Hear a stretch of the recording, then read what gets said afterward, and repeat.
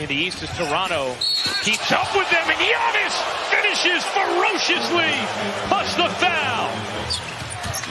Rondo sees the trailer. It's James for three.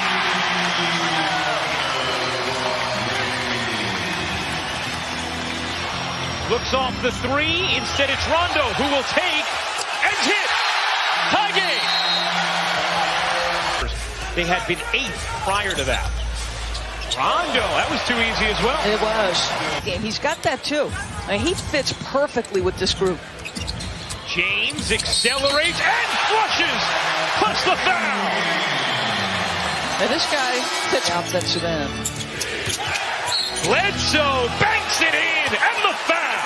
He had been the driving force. Caldwell Pope shook Brogdon. James alone, a three is good.